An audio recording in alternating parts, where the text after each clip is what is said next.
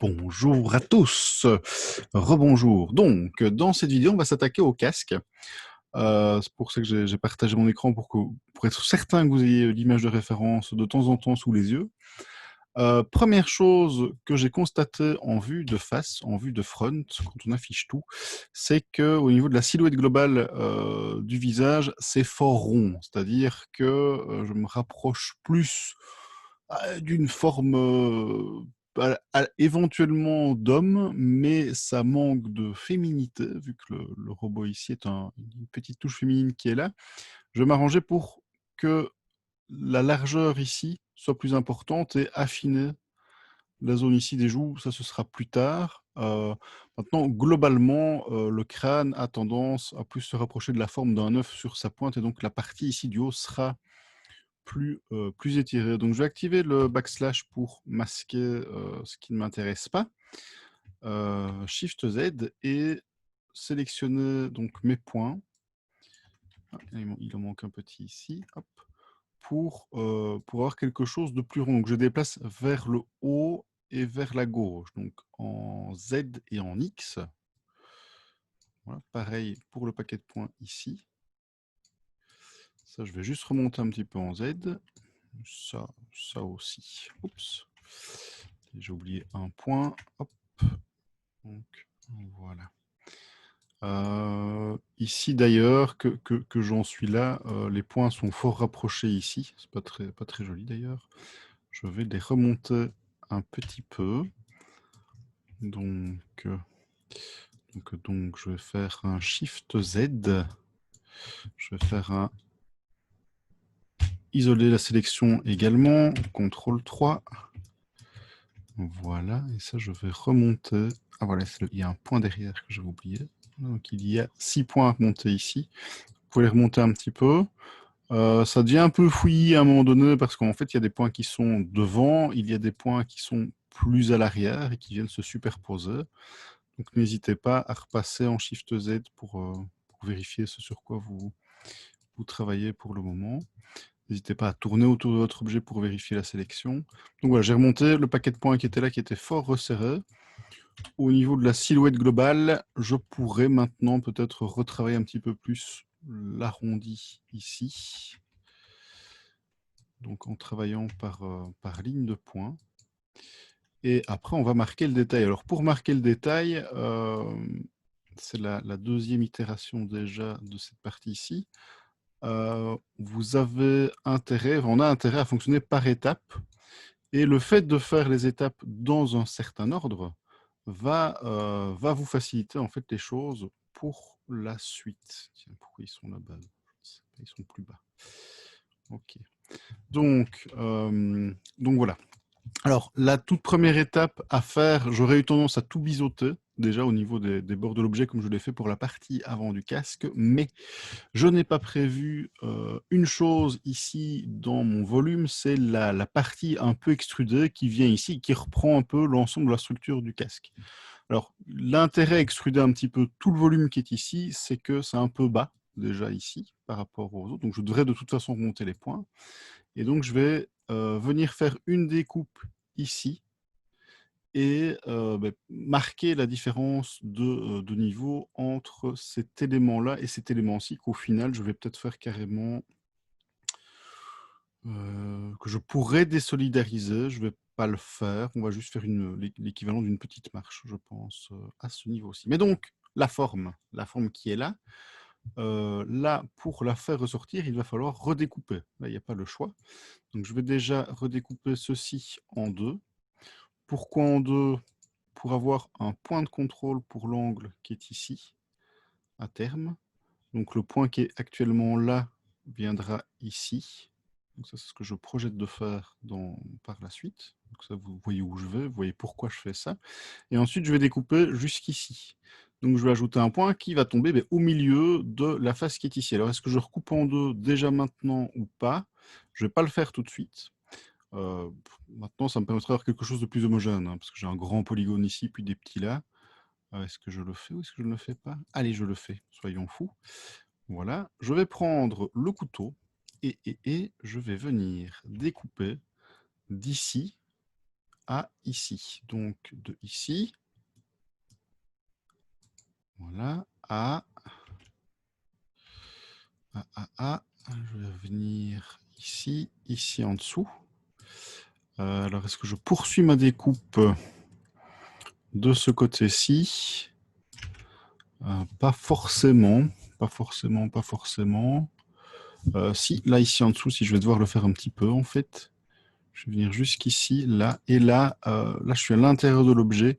Je vais venir générer un triangle ici, à l'intérieur, vous voyez. On ne le verra pas, ce sera caché. Donc, c'est pas grave, hein, quand c'est caché, on peut.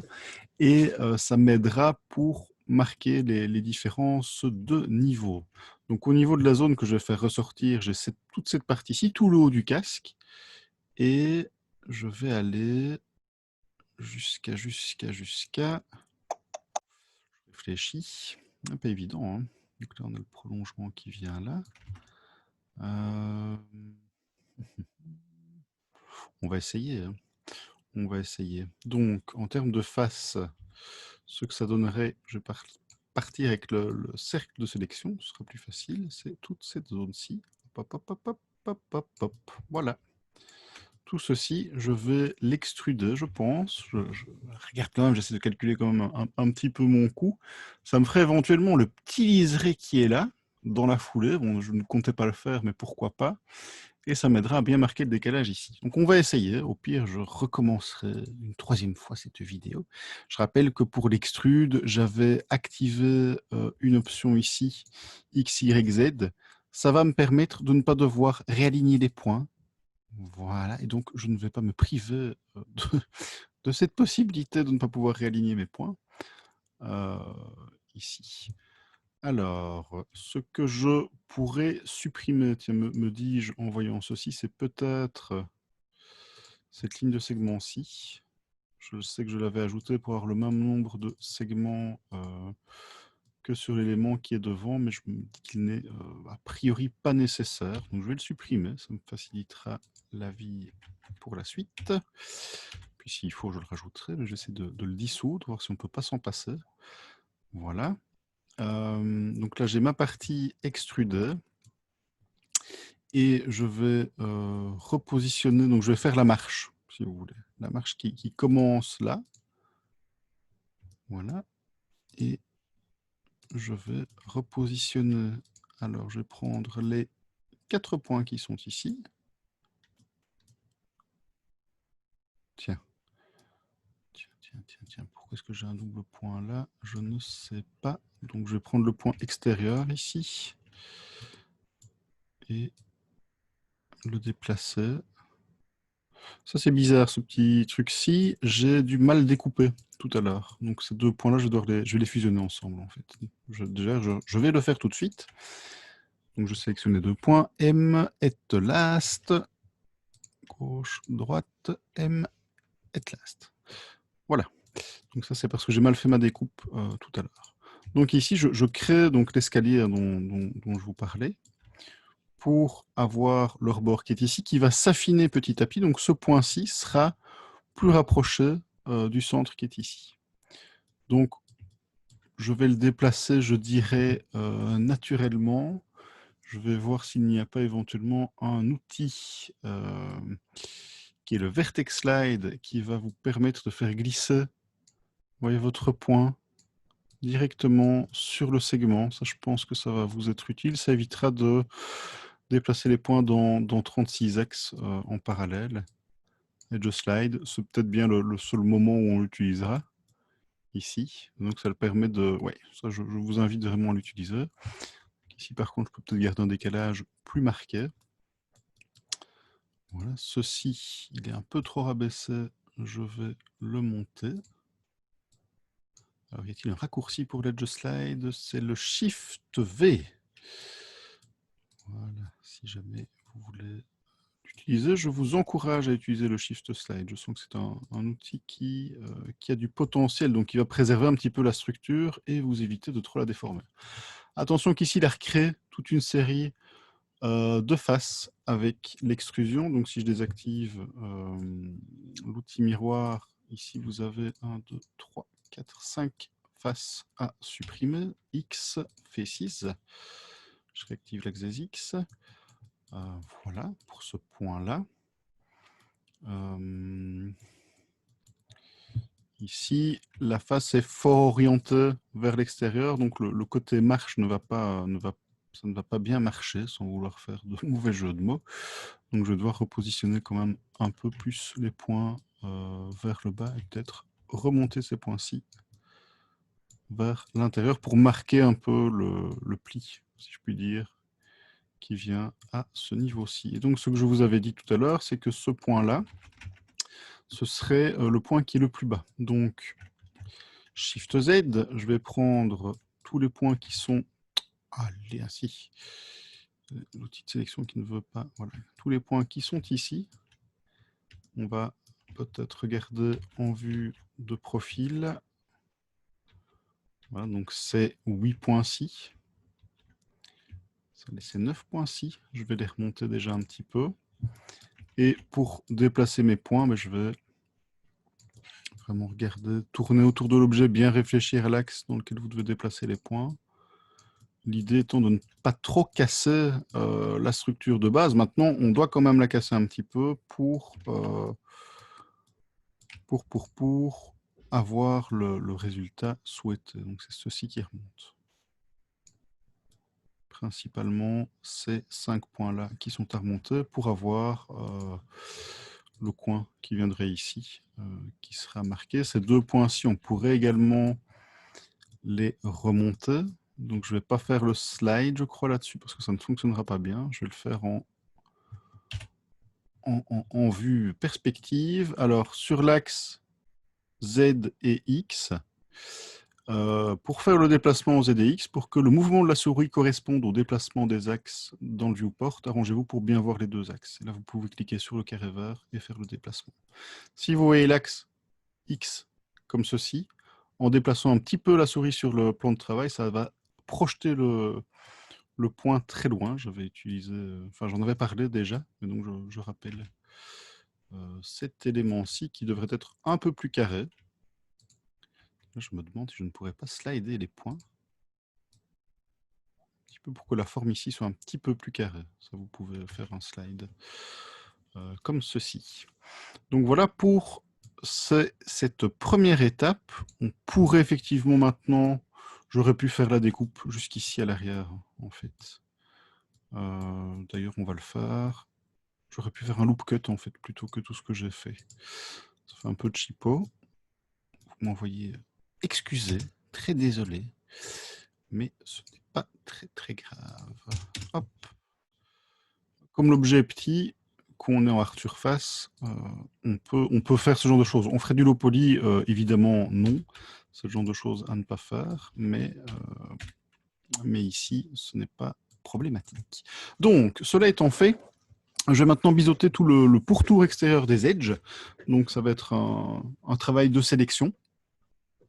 Ce faisant, on va générer un problème ici, qui va générer un problème d'affichage. Et oui. Alors, le problème d'affichage qu'on va avoir, je vous préviens déjà, c'est un problème qui est lié au normal des polygones. Donc, la normale, je rappelle, c'est ce qui définit le sens d'affichage d'une face. C'est un vecteur perpendiculaire à chaque polygone qui peut s'afficher ici au-dessus. Où est-il caché? Je l'ai vu tantôt. Pour le voir, il faut être en mode Edit Mode. Sinon, on ne le voit pas. Donc, la normale, c'est ce vecteur perpendiculaire à chaque face. Alors, le problème quand on affiche les normales sur l'objet qui est là, c'est que comme j'ai 2 épaisseurs, ça va, vous allez voir, il va y avoir un petit côté explosion de normales. Au niveau de l'objet, ça part dans tous les sens. Bref, c'est super pas clair. Donc voilà, visuellement, vous allez voir le problème apparaît très rapidement. Donc je fais ma sélection d'Edge, Shift Alt maintenu enfoncé pour prendre les 2 bords intérieurs ici, les 2 bords extérieurs ici. Là, je vais faire ma sélection manuellement parce que la structure de l'objet n'est pas régulière. On a des faces à 5 points. Je maintiens toujours Alt Shift. Pareil de ce côté-ci. J'aurais pu d'ailleurs repositionner un petit peu mes segments ici, c'est pas très courbe. Hein. Donc, voilà. Hop.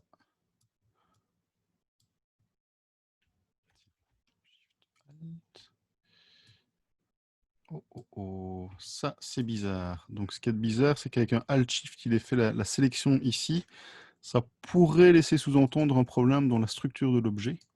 Donc je vérifierai cet élément-là, ce point-là après, très précisément. Donc je vais jusqu'ici au-dessus. Et là, c'est bon pour ce côté-là. Ici, même chose, donc Shift Alt, clic, clic. Là, ça s'arrête. Pourquoi? Parce qu'il n'y a plus de carrefour à 4 branches, mais juste un point. Là, ça s'arrête parce que j'ai 5 branches et pas 4 segments partout. Donc, on vient ici, ici. Hop, hop, hop, hop. Et là. Et là, je vais poursuivre, vous voyez, le travail de biseautage jusqu'ici, jusqu'à ce point-ci. Je vais regarder l'image. Oui, pas besoin d'aller plus loin. Là j'ai marqué un rebord, mais je vais l'estomper après. Par contre, là, ici, si je fais un bevel là-dessus, ça va poser problème. Donc, je le ferai éventuellement après. Donc, voilà pour cette première sélection de segments. Donc, n'ayez pas peur de... J'appuie sur N pour masquer le panneau là. Éventuellement, sur T pour masquer la barre d'outils. N'ayez pas peur de tourner autour de votre sélection pour vérifier, j'avais oublié un segment, vérifier cette dernière. OK. Sinon, le plus simple, parfois, c'est de recommencer l'opération. Je ne vous le cacherai pas. Une fois que ceci est vérifié, on va pouvoir aller chercher l'outil Bevel et faire un petit biseau. Alors, globalement, le biseau va bien se passer partout, sauf ici. Là, ça explose à l'intérieur de l'objet. Donc, on va devoir réparer cette zone-ci. Et alors là, je regarde. Et on a à chaque fois une belle bandelette de polygones. Ça veut dire qu'on pourrait rajouter un segment au milieu très facilement ou refaire une opération par-dessus. Là, ça m'a l'air propre aussi. Donc voilà, ça c'est la deuxième étape, c'est le biseautage. Troisième étape, réparation. Donc ici, il a fait des nœuds en fait, le programme. Il a fait des nœuds dans le bevel. Donc, vous voyez, quand je tourne ici, ça ne tourne pas autour du point sélectionné. J'ai appuyé sur Delete sur mon clavier à droite de 0. Ça rezoome sur le point sélectionné, ça replace la caméra sur le point sélectionné et c'est plus facile. Et un truc que j'ai modifié aussi, c'est la valeur ici, le clip start de la vue. Quand vous zoomez, parfois l'objet va avoir tendance à disparaître s'il est mis sur 1 progressivement. Vous voyez. Et donc ça, vous pouvez mettre à 0 quand on fait un travail de précision, sinon ça peut être embêtant. Donc, à cet endroit-ci, il a supprimé, il a troué l'objet carrément. Voilà, il a un peu explosé le truc. Donc, moi, ce que je vais faire, c'est reconstruire correctement les faces par-dessus. Donc, je vais sélectionner la zone. Là en bas, il n'y a peut-être pas besoin en fait, mais les faces qui sont ici. Et je vais les supprimer. Delete faces. Donc ça, c'est un vrai delete. Voilà. Pareil pour la zone qui est là. X delete faces. Alors ici en dessous, voilà, il a poursuivi les problèmes. Je delete aussi. Et donc il y a à chaque fois 3 faces. C'est par 3, hein, ces faces-là qu'on voulait supprimer pour que ce soit facile pour après. Delete faces. Donc là, je vois bien mes 3 faces. Il y a peut-être un point là que je vais redéplacer vers la droite. Ou bien voir le rebord en fait hein, qu'on crée. Pour que la reconnexion soit facile. Je vérifie que j'ai bien tout sous les yeux. Et ces points-ci sont particulièrement espacés par rapport à d'autres. Là, le slide peut-être pratique, hein, oui, pour rapprocher des points qui ont été biseautés ou pour au contraire les espacer un petit peu pour bien voir où est la zone biseautée pour que vous vous y retrouviez pour la reconstruction. Et donc, une fois que ça c'est fait, la réparation se fait en 2 clics, c'est-à-dire que on va reprendre, on a déjà vu un Alt-clic, tous les segments qui sont, enfin, la zone trouée de l'objet, et dans Vertex, faire un New Edge Face from Vertices. Donc, ça recrée l'objet. Ensuite, vous prenez les points ici qui sont en vis-à-vis, vous appuyez sur J hop, pour les joindre, hop, et vous faites pareil de l'autre côté, donc Alt-clic, F, 1, point, point, point, point, point. Qu'est-ce que c'est que ça? Ah, qu'est-ce que c'est que ça? J'allais dire point, point, J, mais on remarque qu'il y a un segment de trop. Donc c'est pour ça que l'objet a explosé ici. Il a dédoublé en fait toute la ligne ici. 1, 2, 3, 4, 5. Donc ici, vous voyez, c'est à partir d'ici en fait qu'il a, alors pas de ce côté-là, mais que de ce côté-là, tiens, il a modifié la structure de l'objet et ne m'a pas fait une jolie découpe. Donc, on va faire la même chose en fait en termes de structure que ce qui est là. C'est-à-dire qu'il a essayé de couper vers l'intérieur plutôt qu'à droite en fait, de l'élément qui est ici. C'est un peu embêtant. C'est un petit peu embêtant. Alors je réfléchis pour ne pas faire de bêtises. On va fusionner les points qui sont ici. Je vais fusionner les 4 points. X, non pas X, M, Head Center. Pareil pour les 4 points qui sont ici. M, Merge Head Center. Voilà, désolé, hein, ça complexifie évidemment quand ça se passe pas bien un peu les étapes. Pareil, pas pareil. Pas pareil de l'autre côté ou pareil? Tac, tac, tac, tac, tac. Ici, on peut fusionner aussi les deux, je pense. Non, là, il n'y aura pas besoin. Il n'y aura pas besoin, vu que j'ai une découpe à faire ici. Voilà, et puis prolonger la structure. Donc, les 2 points qui sont là, J, on les joint. Ensuite, avec le couteau, je vais couper du point qui est là au point qui est là. Ou bien vous prenez les 2 points, vous appuyez sur J. En fait, ça marche très bien aussi. Et alors, de ce point-ci à ce point-là qui n'existe pas, je vais rajouter une ligne de segment. Donc là, je vais la faire au couteau. Pourquoi est-ce qu'il ne veut pas prendre le couteau? Ouais, j'ai pas bien cliqué sur le bouton. Hop, hop. J'ai peut-être supprimé trop rapidement certains points, mais au moins ici, je suis sûr du résultat. Voilà. Et donc là, le segment qui génère 2 triangles côte à côte, je vais simplement le supprimer. Voilà. X et je dissous l'edge. Donc voilà ce que je souhaitais obtenir en faisant mon biseau. Globalement, ça s'est bien passé. Il y a juste eu un petit couac à un endroit. Mais voilà, pour le reste, je pense qu'on ne devrait plus avoir de problème majeur. Ici, on va simplifier un petit peu la structure quand même à ce niveau-ci. Je vais revenir sur les points s'il veut bien. En générant un triangle ici. Donc je vais faire un M et je vais fusionner les 2 points qui sont ici. Voilà, déplacer la face qui est là vers la gauche.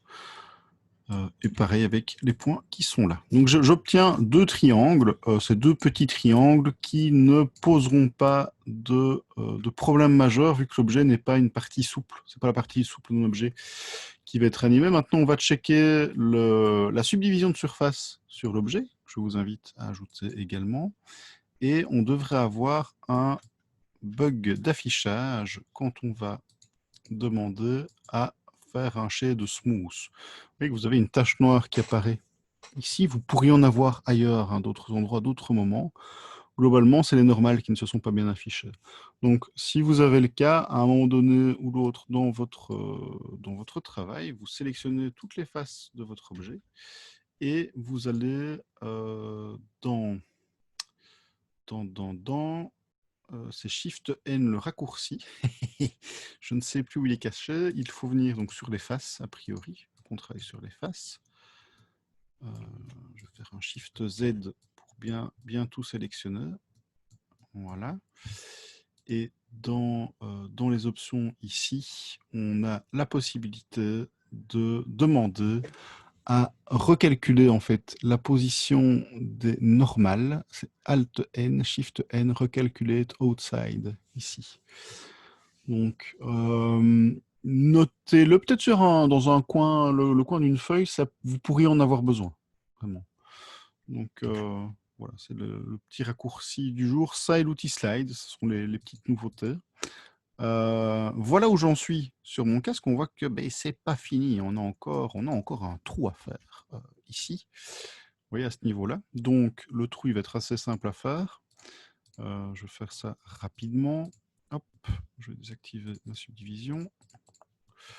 Donc, je vais définir la zone que je souhaite percer. Donc, il y a le creux qui est là. Oui. Je vais le faire ici. Je pourrais aller jusqu'ici si je le souhaitais. C'est une question de choix. Et alors, ce que je vais faire à l'intérieur de cette forme, c'est un inset faces, petit inset faces. Alors, un inset faces global de l'ensemble de ma sélection. Normalement, c'est possible si je décoche individuel. Tiens, il ne veut pas me le faire à l'intérieur. Bon, enfin. Ça, c'est dommage.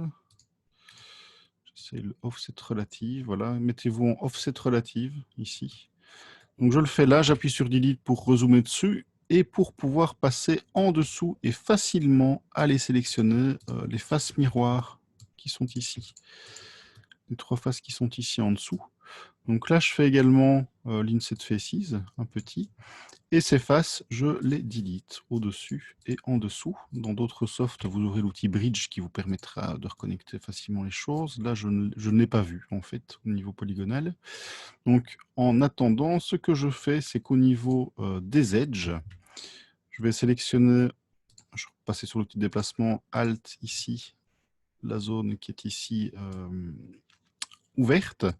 Pareil avec Shift Alt à l'intérieur. Et dans Vertex, faire un bridge. C'est pas un bridge. Zut, il est caché où? Au niveau des edges. Bridge Edge Loop. Voilà. Pour reconnecter les faces ensemble. Et je me demande au niveau de l'affichage des faces, il ne va pas falloir réafficher les normales ici avec la subdivision. Affaire à suivre. Donc voilà, pour cet élément-ci, qui, si je repasse en vue perspective, est fort orienté vers le bas et fort profond quand même en termes d'épaisseur par rapport à l'élément noir qui est là. J'ai peut-être un peu exagéré mon extrusion. Je vais regarder avec la subdivision parce que ça peut faire un peu bouger les choses. Hop, hop. Et en réaffichant les autres morceaux. Oula. Oui, c'est un petit peu. J'ai été un petit peu trop généreux sur, sur l'extrusion, donc on va rabaisser un petit peu tout ça. Par contre, là, on va le garder tel quel. Et ce que je vais faire aussi, c'est venir mettre ce morceau-ci dedans. Oui, j'ai un peu craqué. C'est un moment d'égarement. Donc, on va repasser sur les faces. On va corriger ça tout de suite. Hop. Sur le Select Circle, reprendre la partie qui est ici. Là, ensuite, j'ai quelques faces à désélectionner, parce que ça, je ne veux pas les déplacer. Ça, par contre, je vais ajouter à la sélection. Ça, non, ça, j'enlève. Ça, j'enlève, vu que je viens de vous dire que c'était bien. Ceci aussi. Ceci, je sélectionne. Hop. Ce sont les aléas du direct. Comme je fais les choses au fur et à mesure. Voilà, on a parfois des petites surprises. Donc ici, l'intérieur, je désélectionne aussi. Hein. Et enfin, voilà. Là, je pense que ma sélection est correcte. Donc une fois que la sélection est bonne, on va simplement rabaisser un petit peu ceci pour obtenir quelque chose de plus raisonnable. Attention à ce point-ci qu'il va falloir lui par contre, ces deux points-ci qu'il va falloir remonter un petit peu ici. Ok. Donc, ben voilà pour ce perçage de face. On va pouvoir maintenant peaufiner la position des points pour se rapprocher de ceci. Peut-être remonter les points du bas pour avoir quelque chose, donner l'illusion que cet élément-ci métallique et que le casque est globalement plus fin. Parce que là, il reste, je trouve, fort épais. J'aurais peut-être dû encore moins l'extruder. Maintenant, il y a la subdivision qui va peut-être me faire gagner quelques... Ouais, pas grand-chose. Hein. En termes de taille, pom, pom.